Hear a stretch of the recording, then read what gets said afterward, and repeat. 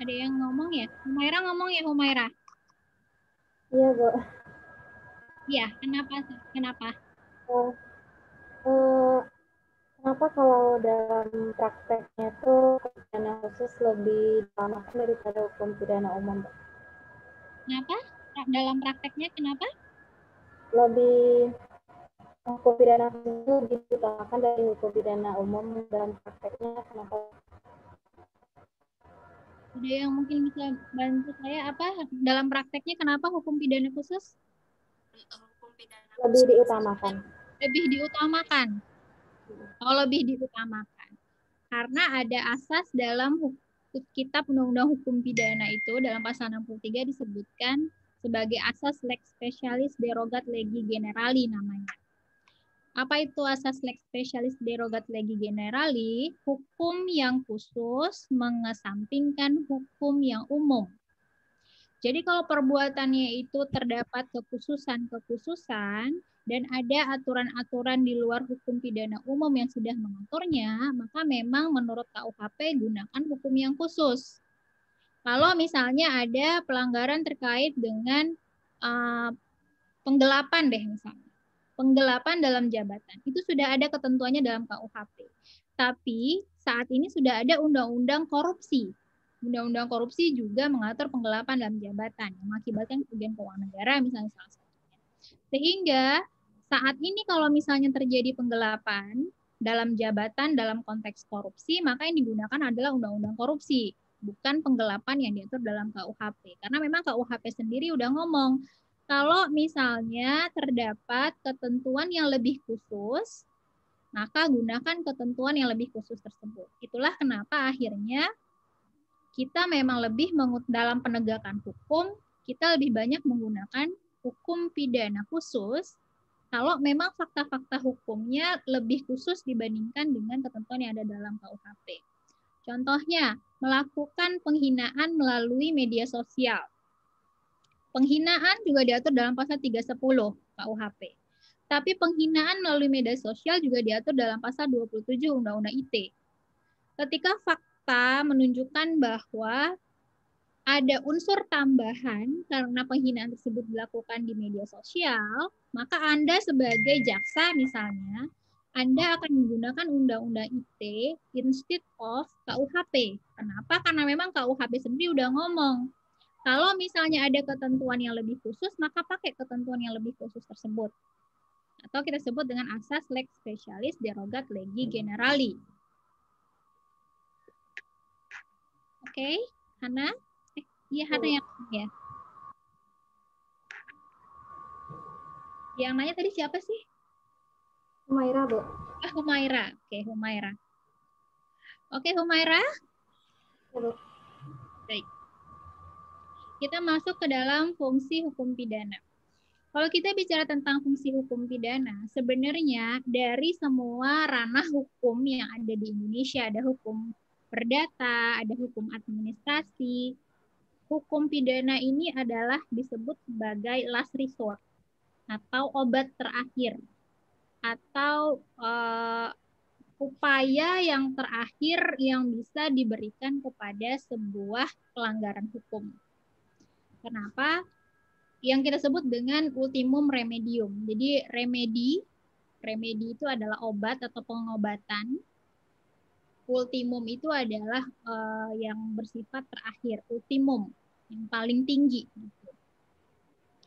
Jadi kalau misalnya seseorang itu dia melakukan perbuatan yang apa ya, misalnya melakukan pencoretan dinding di fasilitas umum misalnya, di sekolah atau di kampus. Kalau misalnya sanksi administratif masih memungkinkan untuk memperbaiki perilaku orang ini, misalnya dengan diberikan surat peringatan, dengan diberikan teguran, dengan memberikan sanksi administratif, permasalahan itu bisa diselesaikan, pada prinsipnya hukum pidana nggak perlu berjalan. Kalau misalnya Anda nggak bayar uang kuliah diberikan sanksi administratif saja sudah bisa permasalahan itu diselesaikan, maka hukum pidana nggak perlu diselesaikan, nggak perlu dijalankan. Kalau misalnya orang yang nggak mau pakai masker itu bisa diberikan sanksi berupa peringatan saja, dia patuh, maka nggak perlu sanksi pidana dikeluarkan. Gitu. Jadi, karena kenapa? Karena tadi kita sudah bilang, karakteristik dari sanksi pidana itu adalah menestapakan, menderitakan. Kalau misalnya orang masuk penjara, walaupun sehari, lebih mendingan mana, Riyad? Masuk penjara 1 hari atau dapat peringatan dari kampus? Mending dapat peringatan nih, Mem. Mending dapat peringatan kan? Nggak ada orang yang milih masuk penjara. Oh, penjara itu saya dapat makan gratis, Bu. Jadi saya mau masuk penjara aja. Itu kayaknya jarang deh ada orang yang berpendapat seperti itu.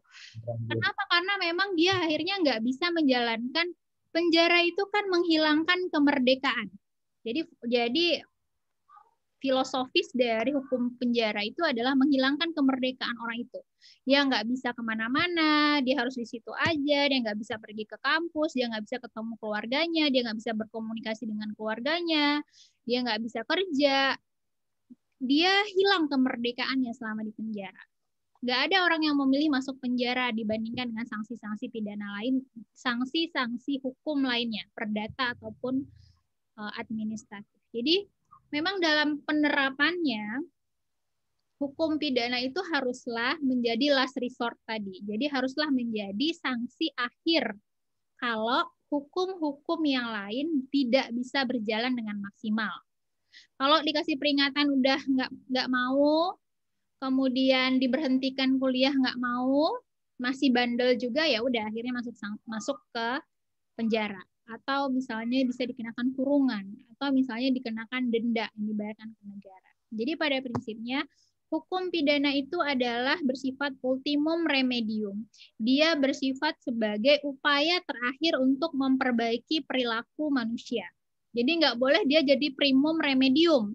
Nggak boleh dikit-dikit orang masuk penjara, dikit-dikit orang masuk penjara, dikit-dikit orang masuk penjara. Penuh penjara kita gitu. Karena penjara itu biayanya kan sangat tinggi. Berapa uang pajak kita habis untuk membiayai orang yang memperkosa makan gratis di penjara? Yes. Bertriliunan dalam setahun. Jadi kalau misalnya sanksi hukum pidana lain bisa berjalan, hukum pidana nggak perlu jalan. Itu disebut dengan ultimum remedium. Apa perbedaan pidana sama kurungan sama penjara, Bu?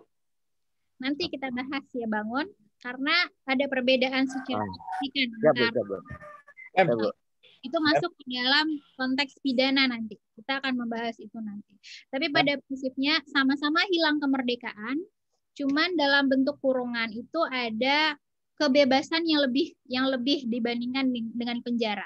Dia boleh kalau punya uang membawa TV sendiri, bawa buku-buku sendiri, bisa membuat kamarnya lebih bagus, itu boleh kalau kurungan. Kalau penjara enggak. Jadi batas waktunya pun berbeda. Nanti kita akan membahas itu secara komprehensif. Tapi pada prinsipnya penjara itu sanksinya lebih berat dibandingkan kurungan. Tapi sama-sama sanksi hilang kemerdekaan. Oke, Bangun, nanti kita bahas itu secara lebih mendalam dalam pembahasan pidana. Oke, Bu.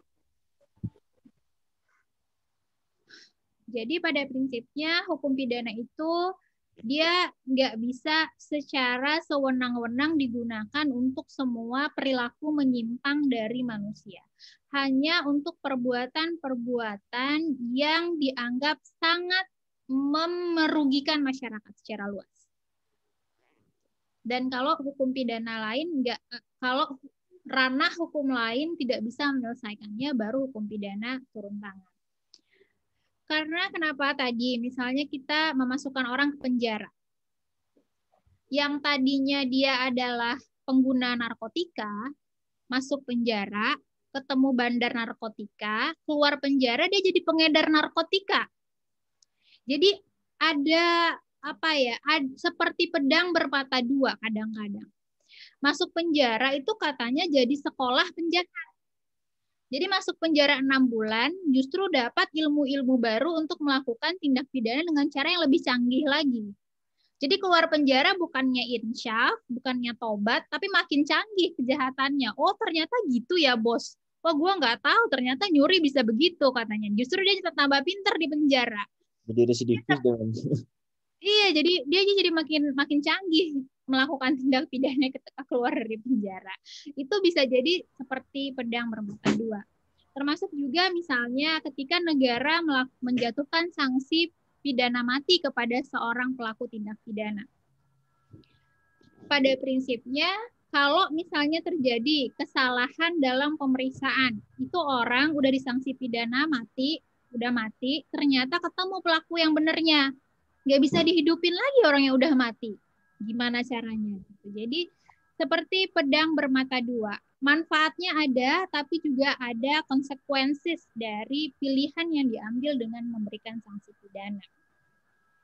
Jadi memang penerapan hukum pidana itu harus dilakukan dengan hati-hati, dengan pertimbangan yang komprehensif, sehingga tidak menimbulkan konsekuensi ikutan dari pemilihan penjatuhan sanksi pidana bagi masyarakat. Misalnya gini, penjatuhan sanksi pidana bagi warga negara yang menolak untuk divaksinasi.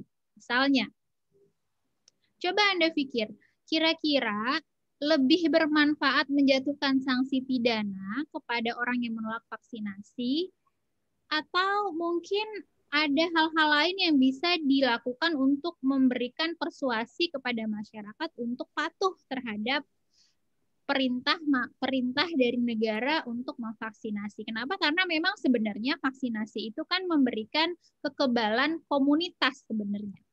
1 orang divaksinasi, 2 orang divaksinasi, 3 orang divaksinasi, meminimalisasi komunitas tersebut dari terinfeksi virus. Tapi di sisi lain, kalau kita memaksakan untuk memberikan sanksi pidana bagi orang yang menolak vaksinasi, kira-kira ada efek sampingnya nggak menurut Anda? Mungkin saya mau bertanya sama Fikri. Fikri, gimana pandangan Anda terhadap wacana untuk menjatuhkan sanksi pidana bagi warga yang menolak vaksinasi virus COVID-19 ini? Fikri. Kalau menurut saya tergantung kebijakan pemerintah lagi sih Bu. Pertama mungkin diperhatikan masalah kualitas vaksinnya. Yang kedua tergantung apakah vaksin ini gratis atau tidak. Kalau misalkan vaksin ini gratis dan memang tujuannya untuk meningkatkan imunitas warga negara begitu kan, dan memang sudah ditanggung sama pemerintah, mungkin saya setuju kalau misalkan diwajibkan. Tapi kalau misalkan ini bayar, kan belum tentu semua warga negara ini mampu untuk menjangkau vaksin itu, Bu. Belum ada yang bahkan untuk makan saja masih susah, sementara mereka diwajibkan untuk vaksin, dan kalau tidak vaksin mereka bisa kena pidana. Menurut saya itu tidak adil, Bu. Seperti itu.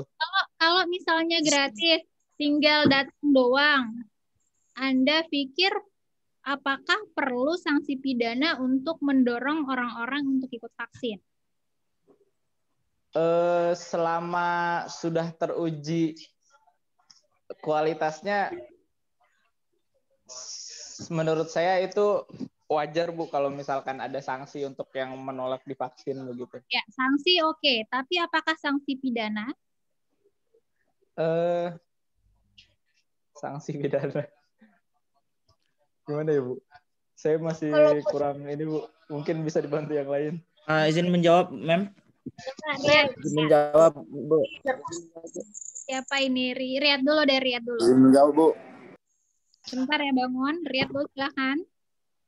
Kalau untuk vaksinasi secara gratis sendiri, kalau untuk sanksi pidana mungkin terlalu berat ya, Mem. Karena masyarakat Indonesia ini ngeyel orangnya, Mem. Iya, betul. Justru karena dia ngeyel itu kita kasih sanksi pidana aja, kalau dia nggak mau dengar gimana. Ya. Tapi menurut pandangan saya yang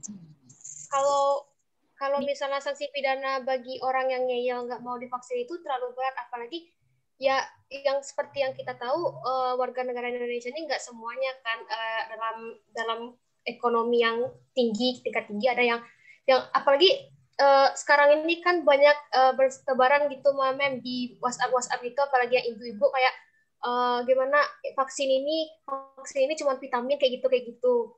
Jadi kayak terlalu berat juga sih Mem kalau hukum pidana kalau menurut saya sih. Dan terlalu banyak berita bicara Mem. Yang pertama itu bangun tadi Bisa menambah, Bu. bangun. Bisa menambah, Bu. Bangun dia. Menurut saya kalau sanksi pidana ini hukuman terakhir aja lah, Mem, seperti yang Mem katakan bahwasanya pidana itu berbentuk final atau solusi terakhir gitu. Kalau semisalnya masih ada solusi yang lebih bagus kayak bentuk-bentuk persuasi yang dilakukan oleh pemerintah, bagaimana nantinya akan dampaknya jika kita melakukan vaksinasi, langkah lebih baiknya kayak gitu, Bu. Jadi untuk pidana ini bisa kita carikan solusi terakhir kayak gitu. Selagi masih ada kayak peringatan, kayak pembujukan kepada masyarakat dengan memberikan pemahaman yang lebih tentang vaksinasi ini, Bu. Nah, soalnya kalau kita pikir-pikir dari masyarakat awam gitu, mereka nggak mau divaksinasi karena mereka kurang tahu bagaimana vaksinasi itu. Jadi karena tidak transparansi gitu, Bu. Jadi itulah karena pemahaman masyarakatnya gitu, Bu. Ya, berarti kalau menurut Bangun, edukasi dulu masyarakatnya, dan kalau masih ngeyel, kata Riyad, bolehlah sanksi pidana gitu kali ya. Iya, Mem. Kalau kan masyarakat Indonesia ini ngeyel dan dulu. Boleh menjawab, Mem? Iwan, silakan. Kalau Iwan mungkin agak sedikit berbeda, Mem. Kalau Iwan tuh lebih setuju soalnya itu, Mem. Padahal untuk masalah edukasi itu kan sudah sering dilakukan, di TV pun sudah ada, dan beberapa tenaga kesehatan pun sudah memberikan arahan gitu kan, Mem. Tapi kan rata-rata kayak dulu di Sulawesi, nggak salah, ada perlawanan gitu, Mem. Makanya lebih baik sih untuk penindak kerasnya itu dilakukan saja hukum pidana, karena dilihat dari tingkat masyarakat yang terkena COVID itu udah terlalu banyak gitu, Mem. Sampai kemarin ini Wan lihat nggak salah udah jutaan loh, Mem. Gitu. Sudah Wan rasa tuh udah terlalu gimana ya? Terlalu membahayakan gitu, Mem. Seandainya masyarakat itu tidak ikut untuk divaksinasi. Mem, izin berpendapat, Mem. Bicara, Mem. Baik, ini terakhir. Bagas, silakan Bagas. Ya, kalau menurut saya untuk disanksi pidana sih sebenarnya nggak masuk akal sih, Mem. Gimana? Karena kan di sanksi pidana ini tadi Mem bilang kalau sanksi pidana ini diberikan untuk menjatuhkan hukuman kepada si pelaku agar si pelaku itu setimpal dengan kejahatannya. Sedangkan kita memvaksin ini, kita itu ibaratnya tidak tahu apa yang akan diberikan ke kita, kan kita juga mempunyai hak gitu kan. Kalau misalnya diberikan sanksi, ya setidaknya sanksi itu bukan sanksi pidana, Mem. Karena jauh dengan arti dari sanksi pidana tersebut, Mem. Dan terlalu berat mungkin, Mem. Mungkin segitu, Mem. Oke, thank you buat semua yang sudah berkontribusi untuk memberikan masukan-masukan terkait dengan sebenarnya perlu nggak sih kita memberikan sanksi pidana. Ada yang pro, ada yang kontra. Memang seperti itu, pada prinsipnya hukum itu nggak bisa dikonklusi. Tapi kalau kita tadi membahas bahwa hukum pidana itu dia bersifat ultimum remedium, supposedly negara tidak akan menjatuhkan sanksi pidana kecuali hukum pidana lain bisa bekerja dengan baik. Jadi kalau hukum administrasi bisa berjalan, sekedar peringatan kemudian masyarakat bisa patuh, supposedly negara tidak akan menjatuhkan sanksi pidana. Jadi mungkin dibuat dengan sanksi berjenjang terlebih dahulu. Kalau kemudian peringatan nggak bisa diikutin, kemudian masih ngeyel, baru kemudian sanksi pidana. Jadi memang dia sebagai last resort atau ultimum remedium itu memang harus diterapkan oleh negara agar nggak semua hukum pidana, nggak semua perbuatan atau penyimpangan perilaku itu adalah hukum pidana. Oke, thank you buat masukannya. Kita masuk pada prinsipnya hukum pidana itu kan untuk menjamin ketertiban dan kedamaian dan keadilan. Kenapa seperti itu? Kalau misalnya Iwan memperkosa Humairah, yang akan benci sama Iwan itu pasti semua keluarga Humairah, misalnya ya. Terus keluarga Humairah melakukan balas dendam kepada Iwan. Terus Iwannya dipukulin sampai babak belur, sampai patah tulang, nggak bisa kuliah lagi. Nah, apakah sanksi yang diberikan oleh keluarga Humairah kepada Iwan ini sudah sesuai atau tidak? Kemudian hukum pidana itu menjamin kedamaian untuk menghindari vigilante itu atau adanya main hakim sendiri. Kan belum tentu ternyata Iwan yang memperkosa Humairah. Ternyata Humairah lagi nggak sadar, dia ngelihatnya Iwan. Ternyata yang memperkosa Riyad gitu. Jadi dalam hukum pidana ada suatu proses hukum acara untuk membuktikan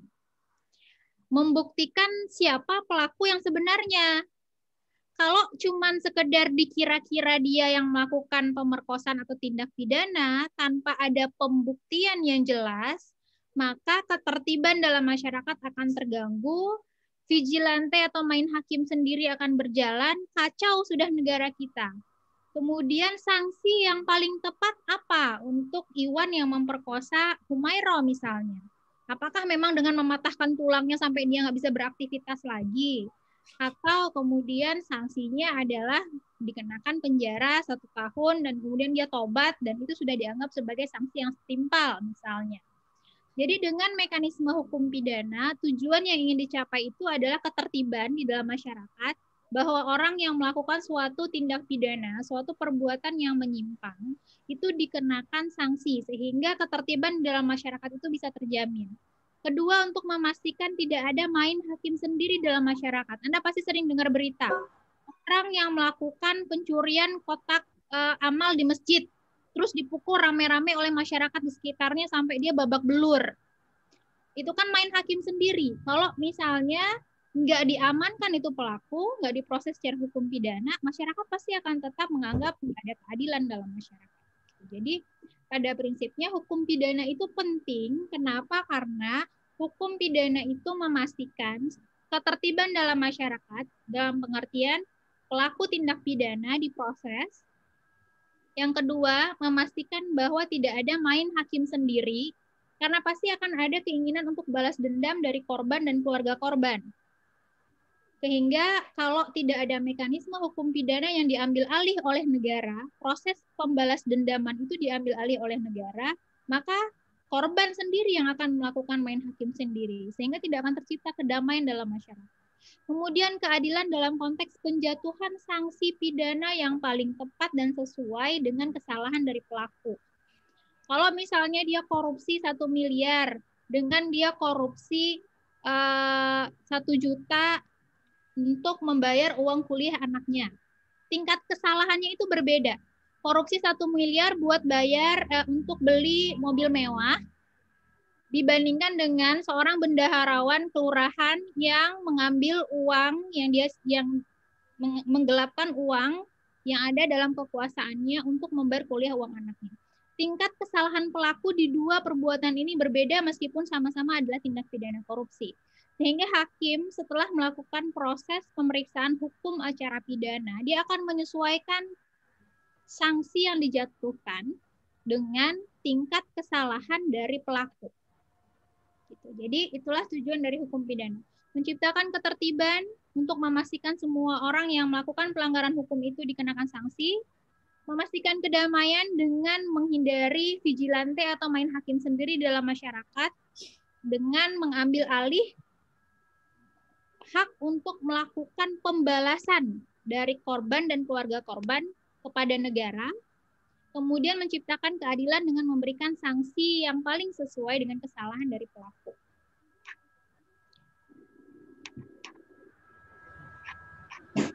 Ma'am, izin bertanya. Baik, silakan Nadila. Jadi kalau semisalnya bentuk hakim sendiri itu seperti pembelaan diri, apakah semisal nih kayak tadi Humairah diperkosa sama Iwan, terus Humairah melakukan pembelaan diri seperti semisal ini Iwannya jadi mati gitu, Mem, mati gara-gara bentuk pembelaan diri dari Humairah. Kalau kebanyakan dilihat gitu, memang misal nih di rumah ada suatu pencurian, dan misalnya pencurinya itu mati, Mem, nanti orang yang di rumah tuh nanti akan kena pidana apa enggak, Mem? Kan itu bentuk pembelaan diri, Mem. Itu terkait dengan pertanggungjawaban pidana. Dalam hal terjadinya pertanggungjawaban pidana kepada seorang pelaku tindak pidana, itu ada aspek pertama, actus reus, perbuatannya. Kedua, mens rea, kesalahannya. Yang ketiga, adakah alasan pembenar atau pemaaf dari perbuatan tersebut? Dalam hal pembelaan diri, actus reusnya ada, menghilangkan nyawa orang lain, actus reusnya ada.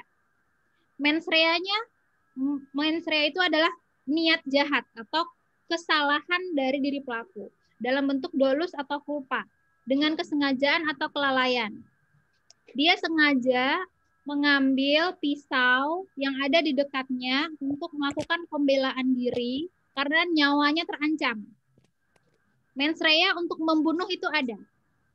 Kemudian, adakah alasan pembenar atau pemaaf? Ini yang akan menjadi alasan yang memaafkan kesalahan tersebut. Alasan pemaafnya adalah pembelaan diri. Pembelaan diri juga harus seimbang. Misalnya, kalau dia bisa hanya dengan memukul dengan benda keras tanpa harus sampai menusuk di daerah vital misalnya, itu pembelaan diri yang seimbang. Tapi ada kondisi-kondisi tertentu yang memungkinkan pembelaan diri yang melebihi dari kondisi tersebut. Misalnya orang yang sangat stres pada saat dia akan diperkosa, dia panik, dia mengambil pisau, dan dia nggak mikir lagi apa akibatnya gitu. Itu bisa dianggap juga sebagai alasan pemaaf. Nah itu kaitannya adalah dengan pertanggungjawaban pidana. Kita juga akan masuk ke situ nanti apa-apa saja yang dianggap sebagai alasan pembenar dan pemaaf dari kesalahan pelaku tindak pidana, sehingga dia tidak bisa dipertanggungjawabkan dalam hukum pidana. Artinya ketika dia tidak bisa dipertanggungjawabkan dalam hukum pidana, dia tidak bisa dikenakan sanksi pidana. Oke, Nadila? Saya bertanya, Mem. Oke, Mem. Siapa itu ya? Mutia, Mem. Mutia. Oke, Mutia. Kalau kasusnya misalnya ada pembegalan, Mem. Terus begalnya ini ketahuan gitu. Terus ya, suaranya kecil, saya nggak bisa dengar dengan jelas. Bisa lebih keras lagi suaranya? Sudah keras belum, Mem? Saya sih nggak terlalu keras. Yang lain bisa dengar nggak? Kresek-kresek. Kurang, Mem. Ya. Sekarang sudah terdengar, Mem? Nah, sudah. Ini jelas, ini jelas. Kalau kasusnya ada pembegalan di suatu daerah gitu, terus begalnya nih ketahuan sama masyarakat, Mem. Nah, sama masyarakat nih, masyarakatnya main hakim sendiri sampai begalnya itu dibakar sampai mati gitu, Mem. Apakah masyarakatnya ini nanti akan dimintai pertanggungjawaban atas tindakannya itu, Mem? Kalau menurut Mutiara gimana? Saya tanya Mutiara dulu deh. Ya soalnya kan sampai mati nih, Mem, begalnya main hakim sendirinya gitu. Tapi apa cuman dikasih peringatan aja masyarakatnya atau mungkin ada hukuman lainnya gitu dari pemerintah, Mem? Ya, pada prinsipnya hukum pidana itu kan memang untuk memastikan main hakim sendiri itu. Perbuatan membalas seorang begal sampai dia dibakar itu kan tindakan anarkisme yang tidak menunjukkan masyarakat beradab. Itu adalah perbuatan yang sebenarnya bisa dikenakan sanksi pidana. Tapi dalam praktek biasanya polisi nggak akan memproses kecuali memang tingkat kesalahan dari masyarakat sangat tinggi. Misalnya, sudah ada polisi yang melerai untuk menghentikan proses tersebut, tapi kemudian masyarakatnya tetap melakukan perbuatan-perbuatan anarkisme tersebut, itu bisa dianggap sebagai sanksi, bisa dianggap sebagai tindak pidana. Jadi hukum pidana itu melihat kesalahan dari pelaku. Seberapa tinggi kesalahan dari pelaku, apakah ada kesalahan pada pelaku? Kalau misalnya dalam hal kita lihat kesengajaan itu kan bentuknya bisa dolus, bisa culpa. Bisa sengaja, bisa karena lalai. Lalai atau khilaf, membunuh orang, tetap adalah membunuh orang. Anda lagi nyetir, ngantuk, nabrak orang, itu orang mati, itu membunuh orang. Karena kelalaiannya mengakibatkan matinya orang. itu adalah tindak pidana. Jadi meskipun dia lagi emosi, dia nggak boleh membunuh orang. Jadi hukum pidana itu kan sebenarnya mengatur lo nggak boleh kayak gini, lo nggak boleh kayak gini. Jadi ketika dia melakukan itu, ada kesalahan dalam perbuatannya tersebut, ada perbuatannya, actus reusnya ada, mens reanya ada, alasan pembenar pemaafnya nggak ada, dia bisa dipidana. Jadi kalau kita balik ke pertanyaan Mutiara, apakah masyarakat yang anarkis dan sampai membunuh pelaku tindak pidana bisa dipidana? Jawabannya bisa. Tapi dalam prakteknya kadang-kadang polisi tidak akan mempidana karena mengingat kepentingan masyarakat secara luas. Kadang-kadang, tapi itu tergantung kepada fakta hukum dari kasus tersebut. Mem, Baik, Mem. tapi bukannya Terima kasih, Mem. provokatornya itu yang dicari dulu ya, Mem? Biasanya kan provokatornya itu yang lebih di itu dulu, Mem. Ya, provokator Provokatornya untuk yang kemudian dianggap memiliki tingkat kesalahan paling tinggi sehingga terjadi tindakan anarkisme itu gitu ya. Sama dengan Anda demo ke gedung DPR, terus ternyata Anda melakukan penurunan gambar presiden, terus Anda injak-injak, dindingnya Anda coret-coret, kemudian jendelanya Anda pecahkan, seperti kejadian 2019 di DPRD Kota Padang untuk menolak KUHP dan undang-undang perubahan undang-undang korupsi. Ada prinsipnya yang dicari memang haruslah provokatornya siapa. Tapi dalam kenyataannya saya menjadi saksi ahli, saya memberikan keterangan ahli terkait dengan kasus ini. Kalau dari Poldanya, karena yang terekam CCTV hanyalah beberapa orang itu yang melakukan tindak pidana secara langsung, ya yang melakukan itu yang akhirnya ditangkap dulu, ditanya yang memprovokasi siapa, yang kemudian membuat Anda melakukan ini siapa, yang menyediakan cap piloknya siapa, itu kemudian akan beruntun kepada hal-hal yang siapa provokatornya. Tapi yang pasti ketemu pertama kali yang diproses oleh aparat penegak hukum siapa yang melakukan secara nyata perbuatan itu. Untuk mencari provokator butuh proses yang lebih panjang lagi berarti. Tapi rasanya bukan nggak adil gitu ya, Mem? Ada kayak kemarin kasus yang itu loh, Mem, pas demo itu, tapi yang rusak halte busway yang baru dibangun di Jakarta itu loh, Mem. Jadi itu tuh itu katanya kan ada beberapa orang provokator itu, tapi yang ditangkap malah bukan orang yang aslinya gitu, Mem. Jadi kayak ada selisih paham juga gitu kemarin itu pas yang halte busway itu loh, Mem. Ya. Kalau kita bicara penegakan hukum pidana, dia kan harus berdasarkan pada bukti-bukti, alat bukti. Alat bukti itu ada apa? Keterangan saksi, keterangan ahli, petunjuk, surat, keterangan terdakwa. Misalnya di dalam kayak tadi kasusnya misalnya halte. Menurut saksi yang melakukan pembakaran tuh ini loh gitu. Ya pasti yang ditangkap polisi yang orang itu. Kalau misalnya saksi itu bilang provokatornya adalah ini, pasti provokatornya bisa ditangkap. Tapi kalau misalnya si orang yang ditangkap ini tidak memberitahu siapa provokatornya, gimana polisi mau nangkap? Dia nggak bisa mengarah kepada, nggak bisa kan kita bilang kita menangkap tanpa ada alat bukti. Untuk menangkap itu aparat penegak hukum harus punya 2 alat bukti. Jadi tidak bisa asal-asal tangkap aja. Jadi keadilan seperti yang Hanifah bilang, apa berarti nggak adil dong kalau misalnya yang diberikan sanksi adalah orang yang melakukan tapi bukan provokatornya. Sepanjang ada bukti-bukti yang mengarah dia melakukan perbuatan tersebut, berarti actus reus ada, mens rea untuk merusak ada. Dia bisa dikenakan sanksi pidana despite dia bukan provokatornya.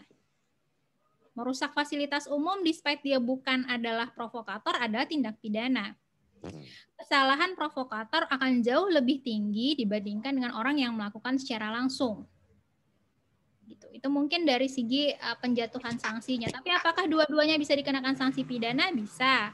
Karena dua-duanya memenuhi aspek-aspek atau unsur-unsur pertanggungjawaban pidana. Adil atau tidaknya bergantung kepada sanksi yang dijatuhkan oleh hakim. Kalau misalnya sanksi yang dijatuhkan kepada orang yang membakar itu lebih berat daripada provokatornya, nah itu baru dipertanyakan keadilan dari putusan tersebut. Mungkin gitu ya untuk mencoba membahas hal itu. Nah, jadi pada prinsipnya tujuan hukum itu secara umum kan memang adalah untuk melindungi kepentingan masyarakat. Khusus untuk hukum pidana, dia lebih memberikan perlindungan itu dalam konteks yang lebih nyata. Kenapa seperti itu? Karena hukum pidana punya perangkat-perangkat yang jelas untuk melakukan perlindungan. Kalau misalnya perdata. Perdata kan juga disebutkan tidak boleh melakukan perbuatan melawan hukum, dilarang melakukan wan prestasi. Kalau Anda berjanji Anda harus memenuhi, hanya sekedar itu saja. Tapi kalau hukum pidana, dia punya polisi. Kalau Anda mencuri langsung ditangkap. Kalau Anda membunuh langsung ditangkap. Jadi bentuk perlindungannya itu lebih nyata. Dan biasanya cerminan dari penegakan hukum di suatu negara itu dilihat dari bagaimana penanganan hukum pidana di negara tersebut. Kita bisa bilang bahwa ada sekarang ini kan indeks persepsi korupsi di Indonesia turun dibandingkan tahun sebelumnya. Itu kan menunjukkan kinerja dari aparat penegak hukum dalam menyelesaikan perkara pidana. Jadi biasanya cerminan dari penegakan hukum di suatu negara itu dilihatnya dari bagaimana penegakan hukum pidananya. Jadi kalau Anda nanti masuk ke jurusan hukum pidana, Anda menjadi jaksa, Anda menjadi hakim, atau Anda masuk ke kepolisian dari jalur sarjana, pada prinsipnya Anda itulah tiang-tiang penting dalam cerminan hukum di Indonesia. Kalau jaksanya jujur, jaksanya amanah, hakimnya jujur, hakimnya memberikan keadilan, maka insya Allah hukum di Indonesia ini bisa berdiri dengan tegak. Saat ini kan yang paling mengecewakan adalah justru aparat-aparat penegak hukum yang seharusnya menegakkan hukum, dia sendiri yang menjatuhkan hukum itu. Karena jaksa terima suap, hakim terima suap, jaksa males-malesan, dakwaannya asal-asalan, kan seperti itu. Dan akhirnya hukum di Indonesia ya seperti jalannya timpang karena memang karakter dari aparat penegak hukumnya itu tidak ingin melindungi kepentingan masyarakat, tapi ingin mencari keuntungan untuk kepentingan pribadi. Maaf, Men. Ya, silakan Mutia. Ada kasus baru-baru ini banget di daerah Mutia karena penangkapan bandar judi gitu, Mem. Katanya bandar judi ini kan bakal ditangkap nih, Mem, di rumahnya sama polisi-polisi. Pas mau ditangkap itu, polisi bilang bahwa bandar judi ini melakukan serangan dengan senjata tajam gitu, Mem. Tapi karena di dalam rumah itu ada istrinya bilang bahwa suaminya itu nggak melakukan perlawanan dengan senjata tajam, dia cuma mencoba kabur aja, Mem. Terus sama polisinya ditembak mati tepat di kepala. Gimana itu, Mem? Oke, berarti ini ada misadministrasi dari kepolisian kita. Sebenarnya untuk perbuatan ini polisi nggak perlu menembak di kepala kan. Polisi bisa menembak di kaki, di tempat-tempat yang tidak mengakibatkan konsekuensi serius dari perbuatannya itu. Iya, sebenarnya itu sudah ada di protapnya kepolisian, itu ada. Artinya di sini terjadi kecuali untuk suatu kondisi yang sangat mengancam nyawa. Nah, itu standar polisi. Kalau dia nyawanya tidak terancam sebagai polisi, dia nggak boleh melakukan perbuatan-perbuatan yang represif seperti itu sebenarnya.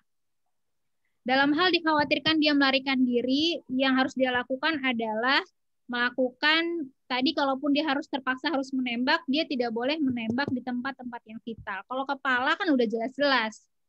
Ya, kalau menurut saya terjadi maladministrasi, itu polisinya bisa diproses. Saya yakin dia diproses secara etika polisi sih, diproses kayaknya. Baik. Oke.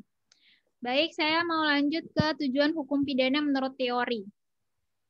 Kalau tadi menurut konteks hukum, kita sekarang mau lihat ke dalam teori hukum pidana.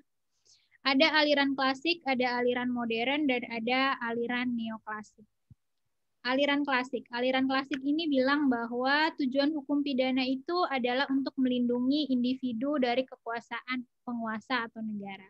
Hukum pidana harus tersusun secara sistematis dan tertulis secara tegas, berpijak pada asas legalitas, asas kesalahan, dan asas pembalasan, dan berorientasi pada perbuatan atau daadstrafrecht. Nah, jadi kalau kita bicara konteks aliran klasik,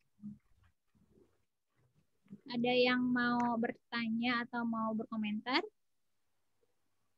Enggak, oke.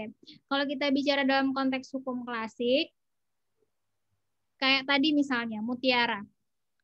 Kasusnya adalah seorang bandar judi yang mau kabur, terus polisi melakukan penembakan dan akhirnya dia mati. Penembakan di kepala dan mati. Ini sudah melanggar dari tujuan hukum pidana itu sendiri. Karena memang negara dalam hal dia melakukan proses hukum acara pidana itu pasti melanggar hak asasi manusia. Melanggar hak asasi pelaku. Ditangkap, itu melanggar hak asasi manusia kan? Kalau menurut undang-undang menangkap itu hanya 1 kali 24 jam, ternyata polisi melakukan penangkapan lebih dari 24 jam, itu melanggar hukum.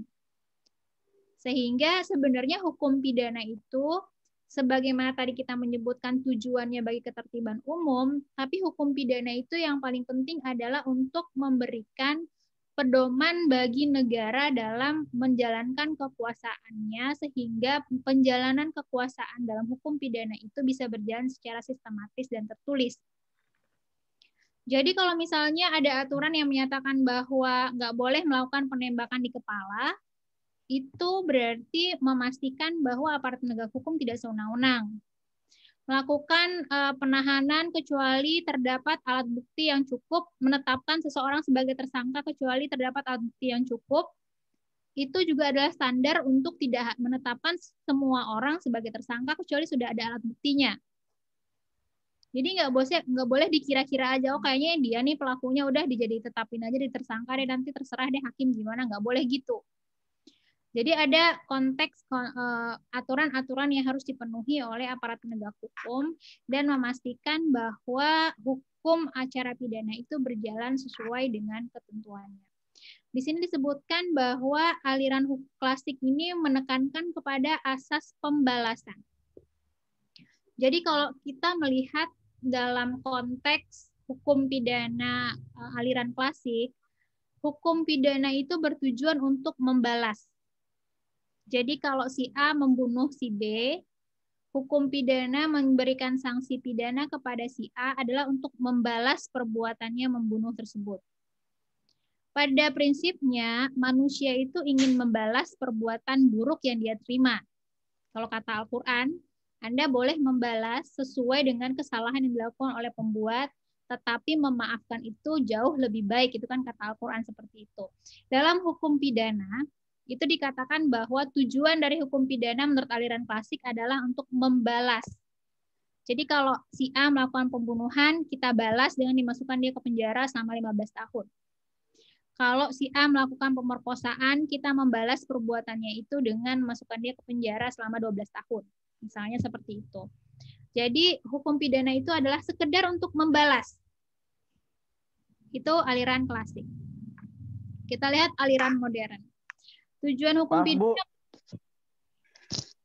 Sebelumnya izin bertanya boleh sedikit aja. Ya, boleh Fikri. Maksud yang tadi waktu penangkapan 1 kali 24 jam itu gimana ya, Bu? Itu dalam konteks hukum acara pidana disebutkan bahwa itu bagian dari upaya paksa. Upaya paksa itu ada batas waktunya. Salah satunya penangkapan. Penangkapan itu hanya boleh 1 kali 24 jam.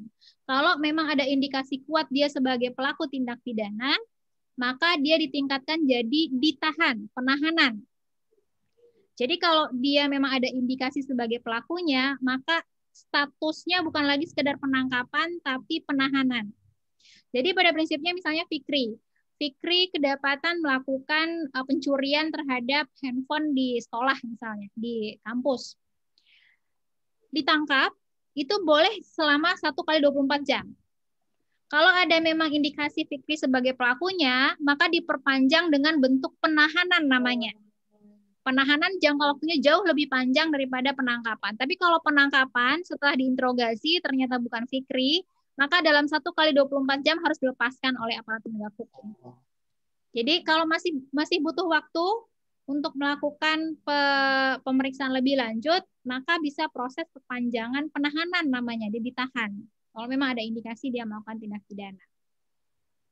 Gitu. Bukan berarti orang itu hanya bisa dilakukan penahanan 1 kali 24 jam. Penahanan bisa lebih dari 1 kali 24 jam. Tergantung tingkat proses hukum acara pidananya.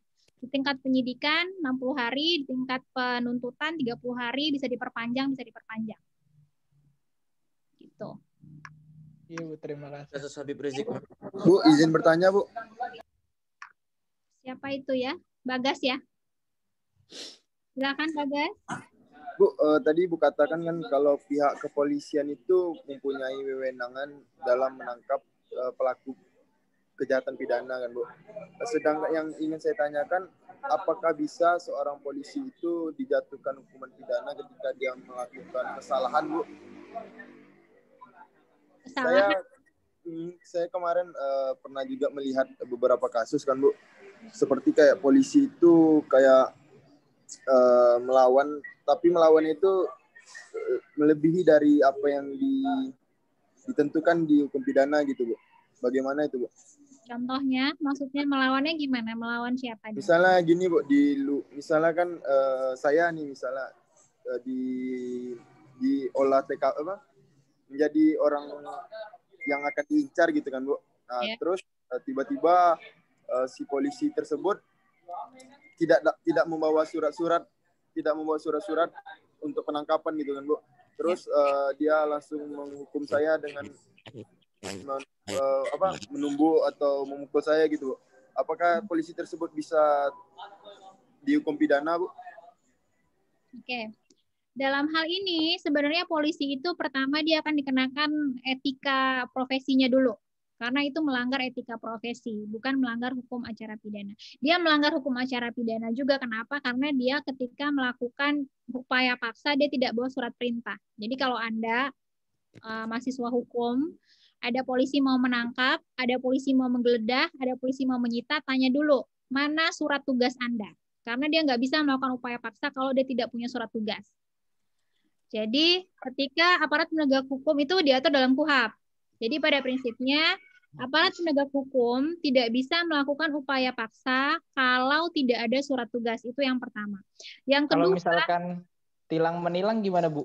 Masuk juga nggak? Tilang menilang dalam artian Anda di jalan ditilang oleh polisi. Polantas gitu Bu. Saya ditilang sama Polantas. Itu saya boleh minta ditunjukkan surat tugas gitu nggak Bu? Kalau mau lebih ribet lagi sih Anda boleh aja bertanya. Biasanya aparat kepolisian itu memang ada surat tugas dalam hal dia melakukan patroli lapangan. Ketika dia melakukan penilangan, supposedly dia memang dalam rangka melakukan penilangan lapangan. Jadi kalau Anda mau, Anda boleh bertanya, Bapak, boleh saya lihat surat tugas Bapak dalam melakukan patroli lalu lintas? Silakan aja. Kalau misalnya kadang-kadang malah kita dikasarin, Mem. Iya, cuman konsekuensinya adalah nanti Anda malah jadi dipukulin sama polisinya. Iya, Mem. Iya kan, Mem. Soalnya masyarakat juga mikirnya ini polisinya nyari duit saja nih gitu, Mem. Iya, Bu, soalnya udah kadang stigma masyarakat, Mem. Kadang tiap hari Bu, saya ada di daerah saya tiap hari itu yang jaga sama orangnya diem di situ terus, Bu. Ya. Jadi kan tapi memang ada polisi lalu lintas yang memang tugasnya memang tugasnya sehari-hari adalah menjamin ketertiban di lalu lintas. Kalau dia bukan polisi Porlantas, dia misalnya polisi di bidang penanganan hukum pidana umum misalnya, terus dia melakukan penilangan, nah itu baru mungkin itu melanggar ketentuan. Jadi Anda memastikan aja dia memang polisi lalu lintas, dan kalau Anda mau ribet ya, kalau Anda mau agak-agak repot dikit gitu, boleh-boleh aja untuk memberikan pelajaran kepada polisi-polisi di Indonesia. Tapi kalau cewek-cewek nggak usah lah ya, nanti malah jadi ribet.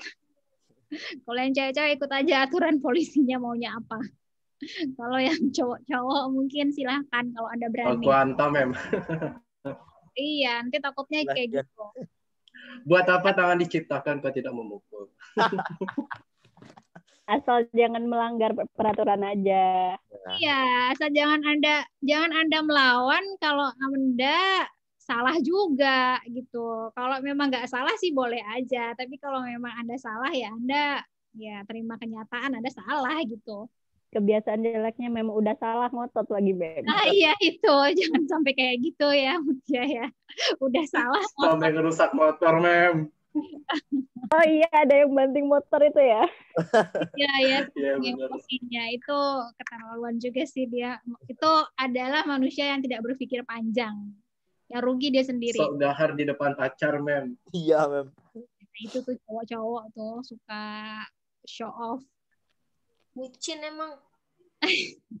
Oke, kita pacarnya sendiri, Mem.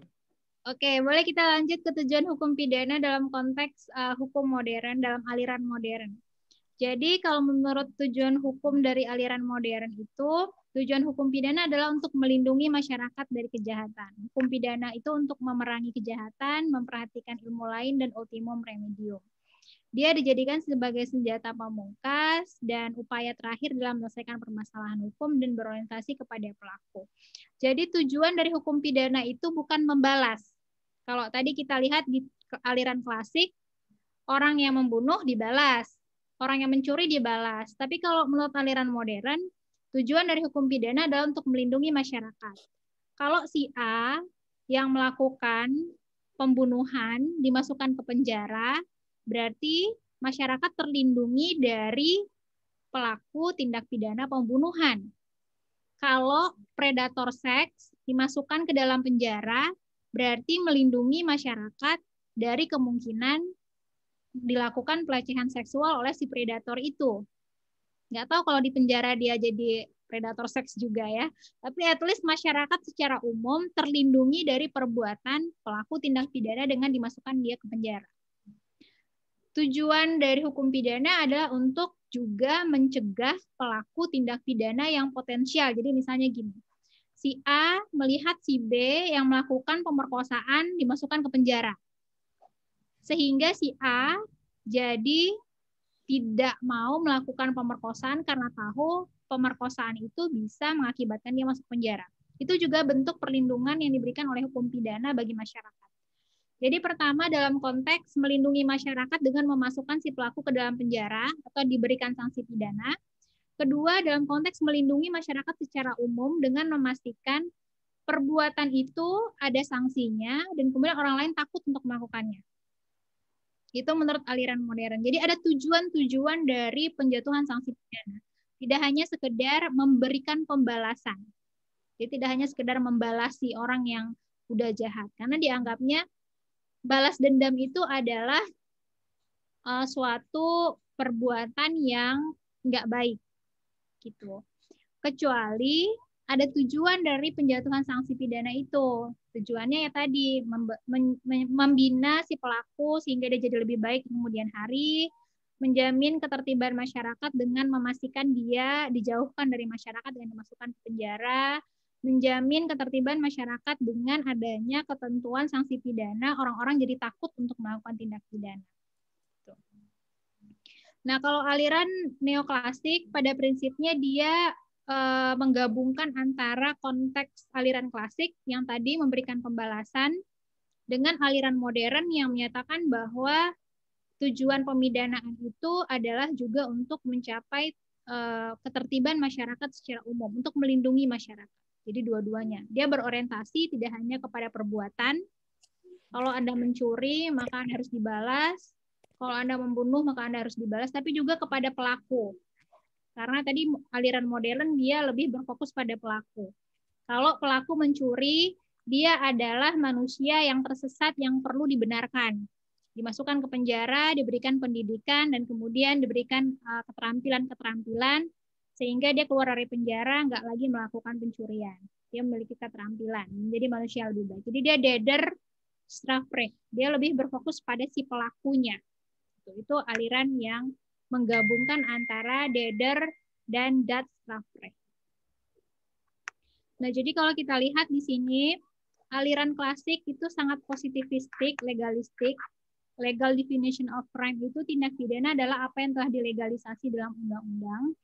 Sedangkan aliran modern menyatakan bahwa kejahatan itu tidak sebatas apa yang telah ditentukan dalam undang-undang, tetapi juga perbuatan yang dipandang masyarakat sebagai kejahatan perbuatan yang menyimpang dari perilaku yang dianggap umum diterima oleh masyarakat. Kemudian hanya pidanalah satu-satunya cara untuk membasmi kejahatan. Ini menurut pandangan klasik. Sedangkan menurut aliran modern, pidana saja tidak dapat membasmi faktor-faktor kriminogen. Jadi kalaupun misalnya pelaku itu dimasukkan ke penjara, belum tentu itu bisa memperbaiki kondisi korupsi di Indonesia misalnya. Meskipun si pelakunya itu udah dihukum mati sekalipun, belum tentu memperbaiki kondisi korupsi di Indonesia. Jadi nggak hanya hukum pidana yang bisa menyelesaikan permasalahan yang ada dalam masyarakat. Itu menurut aliran modern. Kemudian menurut hukum pidana aliran klasik, seseorang itu memiliki kehendak bebas atau free will dalam melakukan tindak pidana. Artinya, ini kita akan bahas secara mendalam nanti di bagian kesalahan. Free will. Free will itu kehendak bebas. Pada prinsipnya, ketika Anda melakukan suatu perbuatan, memperkosa si A, Anda punya pilihan.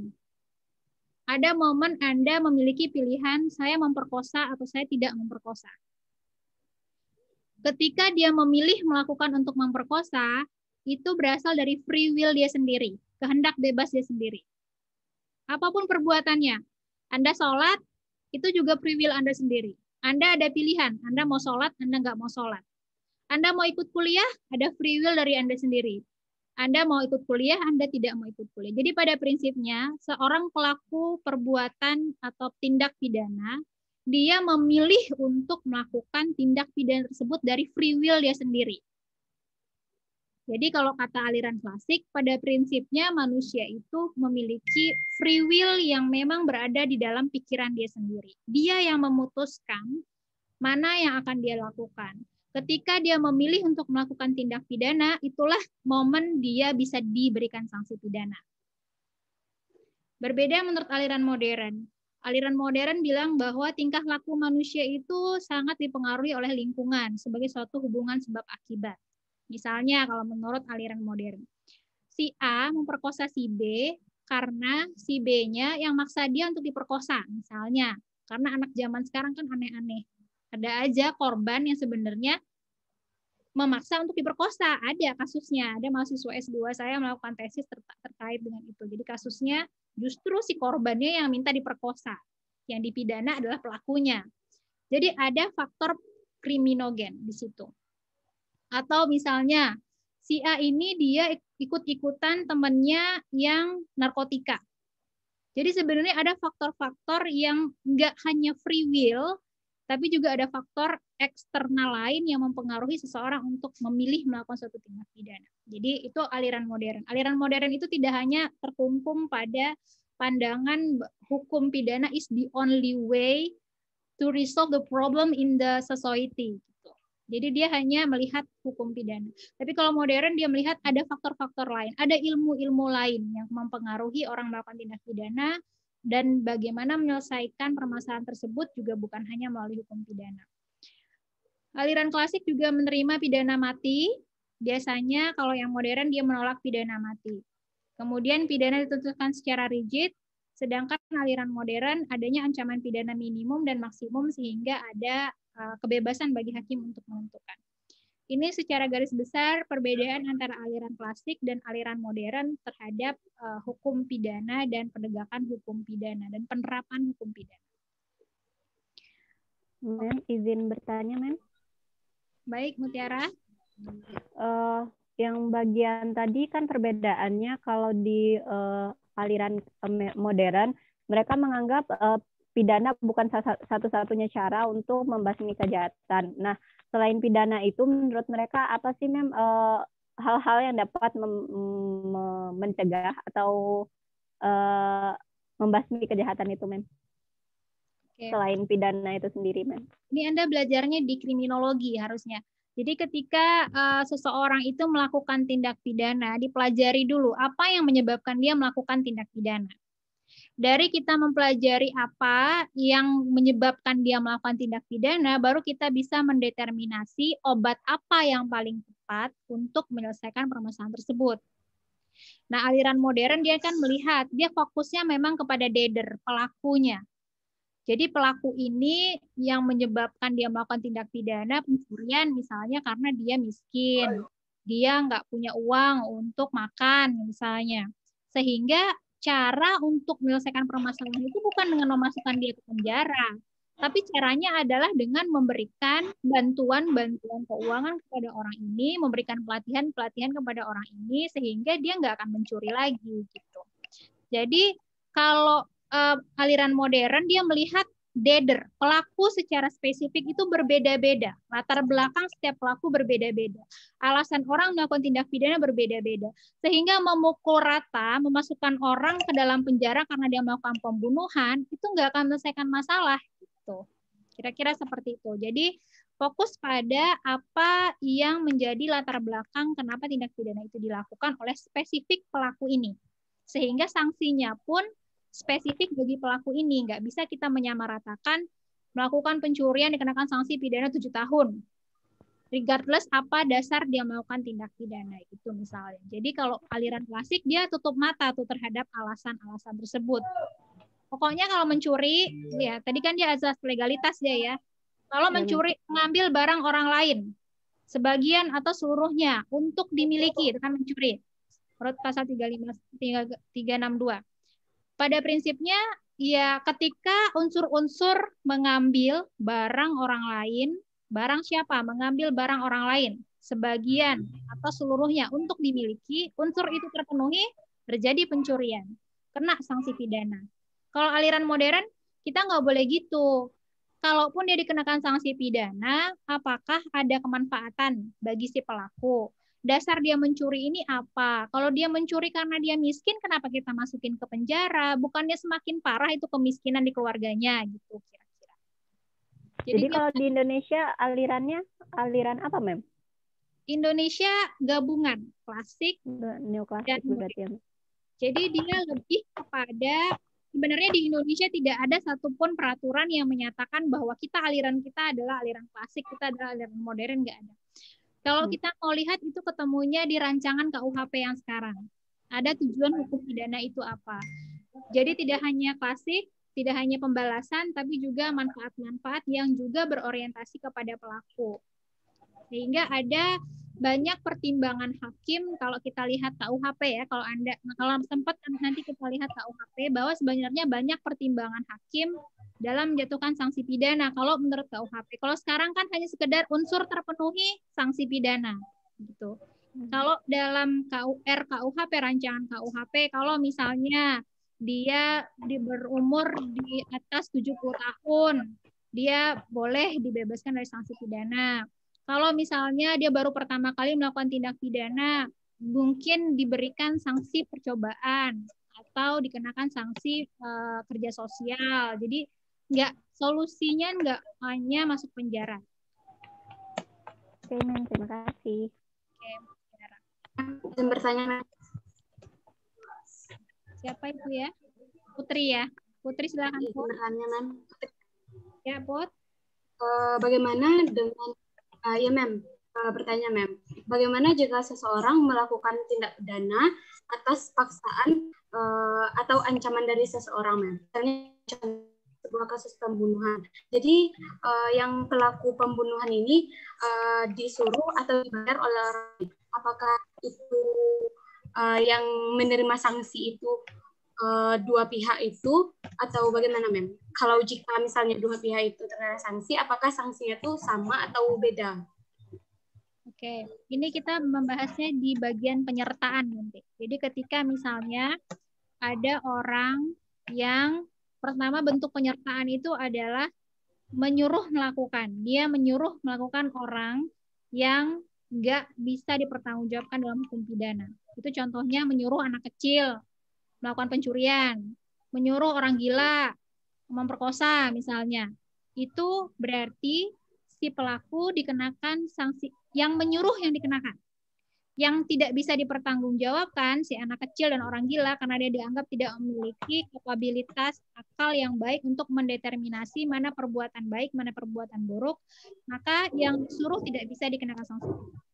Tapi kalau konteksnya adalah membujuk melakukan, misalnya si A dibujuk untuk melakukan pembunuhan dengan diiming-imingi hadiah, yang membujuk bisa dikenakan sanksi pidana, yang terbujuk bisa dikenakan sanksi pidana. Kalau misalnya bentuk pemaksaannya adalah si A ditodongkan pistol, disuruh memperkosa, nah itu lebih kepada alasan pemaaf kesalahan. Karena dalam hal ini dia melakukan tidak dengan mens rea, tapi dengan adanya paksaan yang mengancam nyawanya. Gitu. Jadi itu akan tergantung kepada fakta hukumnya. Tapi apakah orang yang menyuruh itu bisa dikenakan sanksi pidana? Orang yang menyuruh dibedakan menyuruh dengan membujuk. Menyuruh berarti dia menyuruh. Kalau kita disuruh-suruh berarti orang itu punya kekuasaan lebih di atas kita. Dia disuruh, biasanya yang disuruh adalah anak kecil atau orang gila. Tapi kalau membujuk, kalau kita kan nggak bisa aja disuruh-suruh. Kalau nggak diberikan persuasi tertentu, misalnya dikasih hadiah, atau diiming-imingi nanti abang kawinin, yuk kita melakukan. Nah, itu membujuk namanya. Itu perbuatan-perbuatan yang sebenarnya merupakan perbuatan membujuk untuk melakukan tindak pidana. Dua-duanya bisa dikenakan. Oke, Putri. Baik, mungkin ini asas. Oke, saya lanjut satu slide terakhir sebelum ke asas. Ruang lingkup berlakunya hukum pidana berkaitan dengan berbagai asas yang terdapat dalam hukum pidana. Oh, ini udah buat asas. Asasnya kita bahasnya minggu depan aja ya. Baik, Mem. Oke, Mem. Oke, Mem. Oke, Mem. Mem. Boleh PPT nanti, Mem. Aduh, aku mau tanya. Terakhir. Siapa yang duluan ini, ladies first deh. Hanifah, silakan. Nanti Habib ya. Sebentar, Mem, gimana kalau misalnya ada seorang anak usianya 13 tahun atau 14 tahun, dia melakukan pencurian motor misalnya nih. Nah, itu apakah si anak akan dibebaskan dengan syarat atau gimana? Kalau misalnya dibebaskan tanpa syarat, apakah pihak polisi akan menahan anak tersebut atau bagaimana? Ini kasusnya seorang anak tuh masih di bawah umur gitu, masih usianya 13-14 tahun melakukan pencurian. Ini gimana itu, Mem? Terima kasih. Thank you, Hanifah. Anak itu dalam hukum itu bisa dikategorikan menjadi 3 kelompok. Yang disebut anak dulu ya. Anak itu kan seseorang yang belum berumur 18 tahun. Jadi misalnya Anda ulang tahun besok, hari ini Anda masih 17 tahun. Jadi kalau Anda misalnya melakukan tindak pidana hari ini, sebelum Anda berulang tahun besok, Anda masih dianggap sebagai anak. Anak ketika dia melakukan tindak pidana. Jadi apa yang disebut anak? Anak adalah seseorang yang belum berumur 18 tahun. Anak dalam sistem peradilan pidana anak hanya bisa diproses dalam hukum acara pidana kalau dia telah berusia 12 tahun. Jadi kalau dia belum berusia 12 tahun, dia dianggap sebagai anak-anak yang tidak bisa diproses dalam hukum acara pidana. Bagaimana kalau dia misalnya melakukan tindak pidana, maka aparat penegak hukum akan mengembalikannya ke orang tua dengan syarat-syarat tertentu. Misalnya disuruh ikut pengajian atau apa dengan apa. Jadi ada mekanisme untuk anak di bawah 12 tahun. Anak yang berumur 12 tahun ke atas sampai 18 tahun, dia bisa diproses dalam hukum acara pidana. 12 sampai 14 tahun dalam prinsipnya dia tidak boleh dikenakan upaya paksa. Dia nggak boleh ditahan, dia nggak boleh ditangkap dalam penjara, dimasukkan dalam penjara, itu nggak boleh. Proses sistem peradilan pidana anak juga berbeda, misalnya dalam hal hakimnya nggak boleh menggunakan pakaian toga untuk tidak memberikan intimidasi kepada anak. Kemudian aparat penegak hukumnya juga ada aparat penegak hukum yang bisa berkomunikasi dengan baik dengan anak. Jadi nggak salah lo ya, gini lo ya, nggak boleh gitu sama anak-anak, nggak boleh gitu. Jadi harus ada komunikasi yang baik dengan anak. Jadi terkait dengan apakah anak yang berusia 13 tahun bisa dikenakan sanksi pidana, bisa. Tapi hukum acaranya berbeda dengan dewasa. Oke, Hanifah. Habib, Ya, terima kasih, Mem. ya sama-sama Hanifah. Bisa bertanya, Mem? Tanya, Eh, tanya Bu. Gini, Mem, Habib mau tanyakan tentang tujuan hukum pidana itu kan untuk mendapatkan keadilan dan rasa keamanan bagi seluruh masyarakat.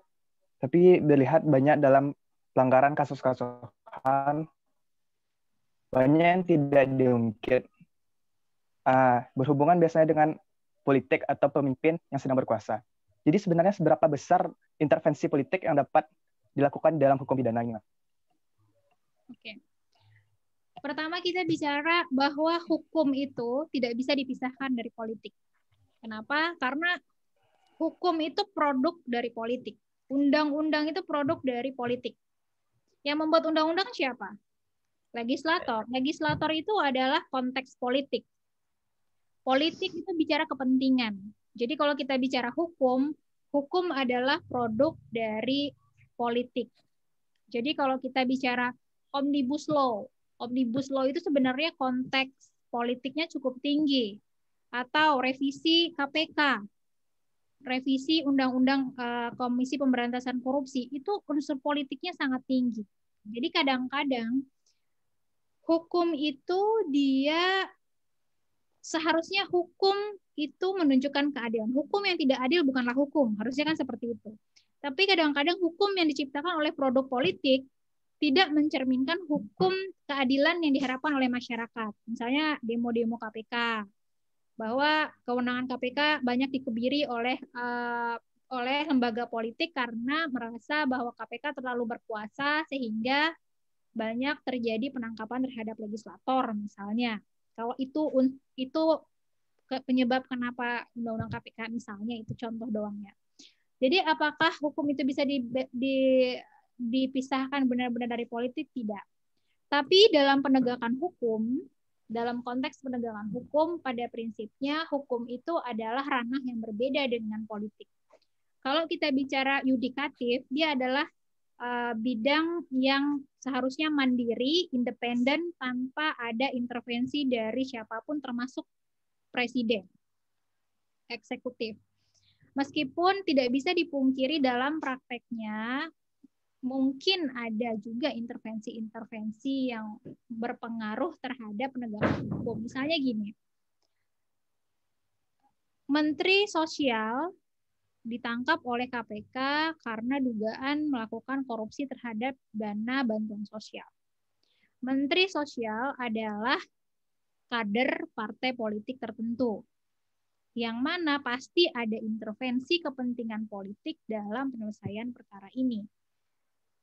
Tapi kalau kita bicara apakah KPK harus terintervensi dengan kepentingan politik, dia harusnya tidak terintervensi. Dia punya independensi. Tapi dalam prakteknya apakah mungkin ada intervensi? Mungkin saja, gitu, Habib. Jadi secara teori dia harusnya independen, lembaga yudikatif itu harus berjalan independen dan mandiri tanpa ada pengaruh dari siapapun.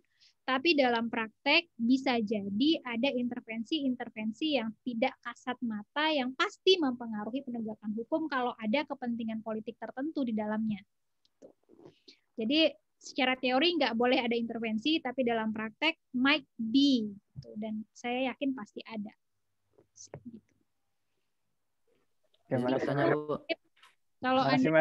Kalau Anda tertarik terkait dengan itu, Anda mungkin akan butuh penelitian yang bukan hanya penelitian hukum, itu butuh penelitian yang juga sosiologis sebenarnya, karena untuk melihat apakah ada intervensi politik dalam penegakan hukum itu ada sesuatu beyond pembahasan hukum. Karena hukum hanya berbicara aturannya seperti ini, jadi teorinya seperti ini, dia independen.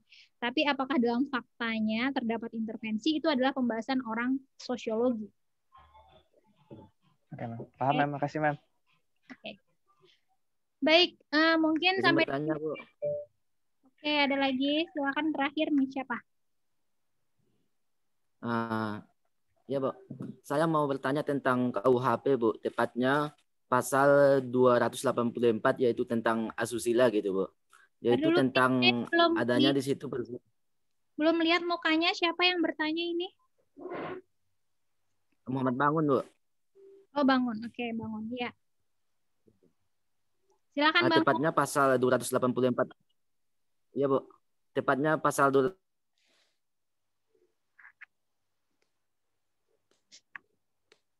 Wah, kemana sih bangun ya?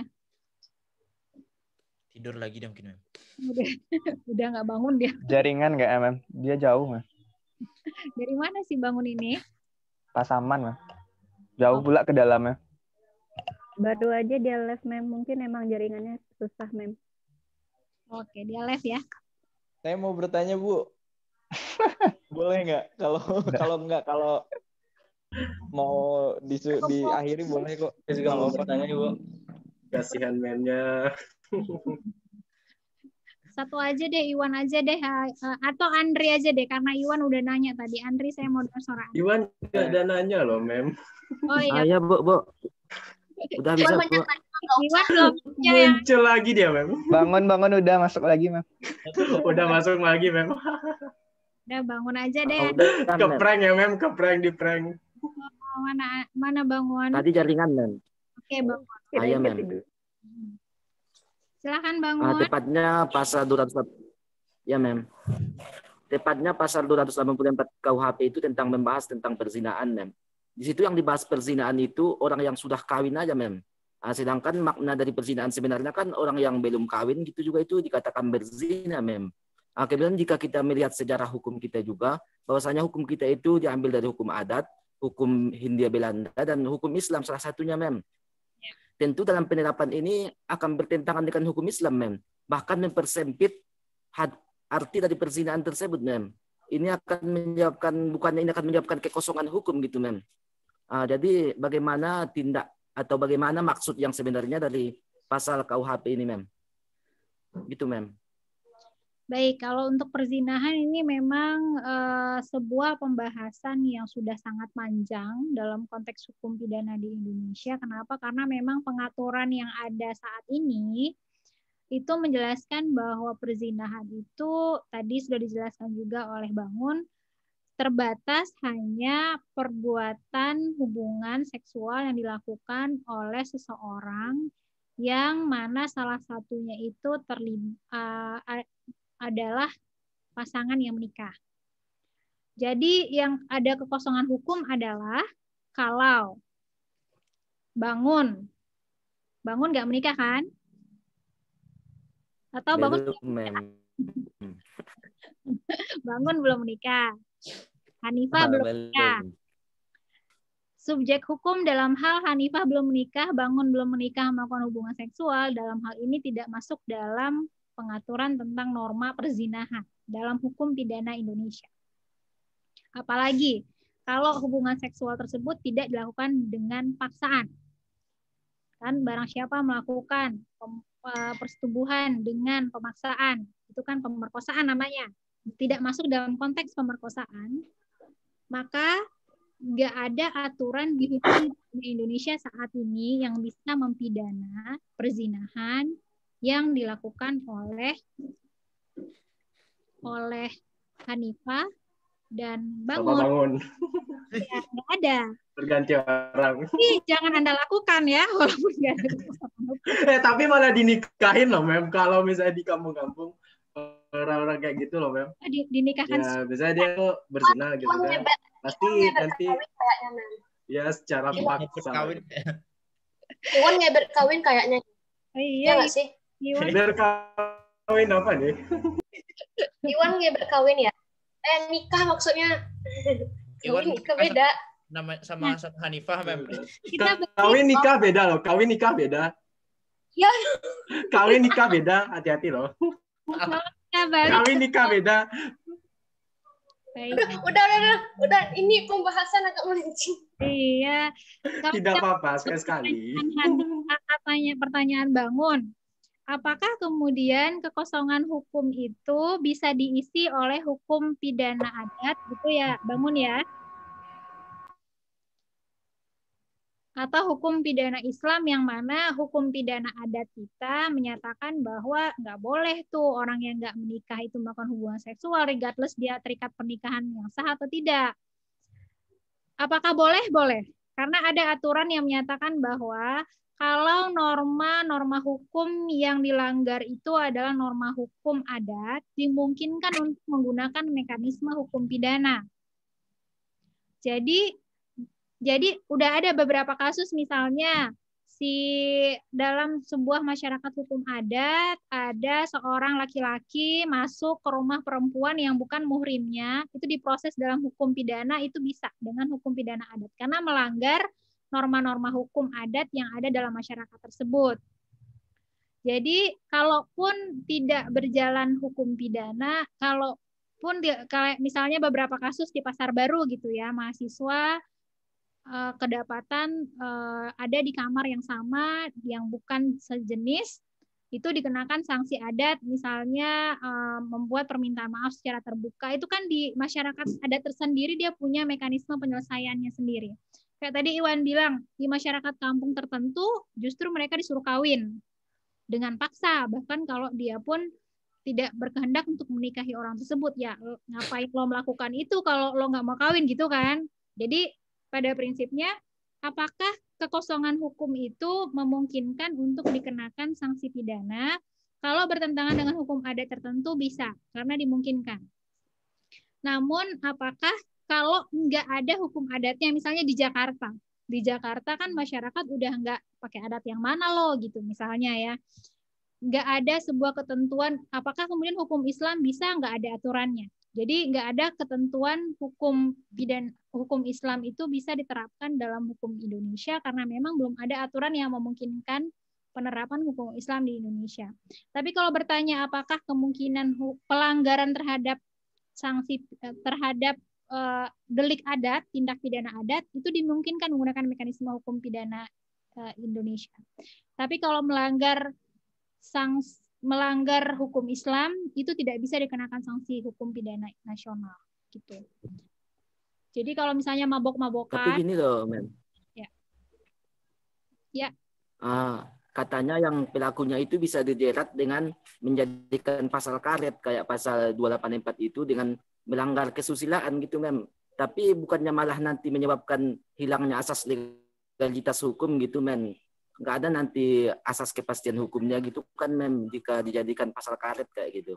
Itu gimana tuh, Mem? Oke. Kemudian apakah kemudian melanggar kesusilaan juga bisa diterapkan? Bisa aja. Tapi melanggar kesusilaan itu kan berbeda dengan konteks perzinahan yang kita bahas ya.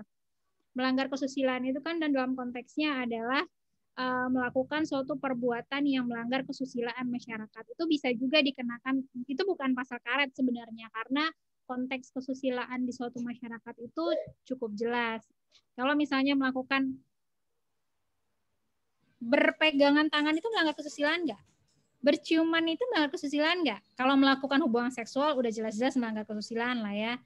Tapi kalau konteks pembatasan dari pelanggar kesusilaan itu yang disebut sebagai menurut Bangun adalah pasal karet, itu sangat bergantung pada konteks masyarakat memang. Konteks masyarakat di tempat tertentu, di waktu tertentu. Jadi kalau misalnya di Papua orang pakai koteka, dada perempuannya kelihatan kemana-mana, kan nggak dipenjarain orangnya, nggak melanggar kesusilaan, masuk penjara semua orang Papua kalau begitu gitu. Tapi kalau perempuan buka dada, ngeliatin burung kemana-mana di Padang, itu pasti ditangkap sama polisi. Ini antara gila atau antara dia psikopat, ya kan? Itu pasti melanggar kesusilaan. Jadi kalau menurut saya itu batasnya jelas. Dan tapi memang itu bergantung kepada konteks, tempat tertentu, waktu tertentu. Ciuman misalnya. Ciuman di depan kelas berisik, cak-cuk, itu pasti melanggar kesusilaan. Tapi kalau misalnya orang iya. Kalau misalnya dia berciuman di bandara, di mana di situ akan terjadi perpisahan yang cukup panjang, kita cukup bisa menerima itu gitu. Jadi memang konteks melanggar kesusilaan itu bergantung kepada tempat dan waktu. Gitu Bangun. Apakah itu pasal karet? Saya nggak bisa bilang itu pasal karet sih. Memang batasannya sangat sumir bergantung tempat dan waktu. Gitu sih. Jadi kalau hubungan seksual jelas-jelas itu pasti pelanggaran susila. Tapi untuk sesuatu yang lebih ringan daripada itu justru itu yang mungkin akan menimbulkan perdebatan apakah bisa dikenakan sanksi pidana atau tidak. Tapi balik lagi, kalau misalnya sanksi lain lebih sesuai untuk meluruskan penyimpangan perilaku tersebut, sebenarnya nggak perlu masuk penjara juga kan gitu. Ultimum remedium. Jadi hukum pidana itu berjalan kalau sanksi lain tidak bisa dilakukan. Makanya sekarang kan kalau nggak pakai masker disuruh push up, suruh nyapu jalan, itu untuk biar nggak semua orang masuk penjara juga, nggak semua orang dikenakan denda juga gitu. Mungkin gitu, Bangun. Iya, Bu. Makasih, Bu. Oke, Bangun, kan Anda nggak berencana untuk melakukan perzinahan kan, Bangun? Mungkin. Enggak, Bu. Iya, jadi sebenarnya apakah bisa dijerat? Pasti bisa dijerat. Mau pakai sanksi pidana adat, mau pakai ketentuan adat atau pakai ketentuan asusila bisa. Jadi bisa dijerat atau tidak pasti bisa. Gitu. Oke? Baik, saya pikir kita sudahi dulu pertemuan kita hari ini. Saya ucapkan terima kasih atas partisipasi teman-teman semuanya hari ini. Semoga apa yang kita lakukan menjadi amal ibadah bagi kita. Saya tutup. Assalamualaikum warahmatullahi wabarakatuh. Waalaikumsalam warahmatullahi Waalaikumsalam warahmatullahi Kuliahnya wabarakatuh. sangat menyenangkan. Terima kasih, Mem. Terima kasih, Mem. Terima kasih, Mem. Thank you very much a lot. Terima kasih, Mem. Saya end call ya.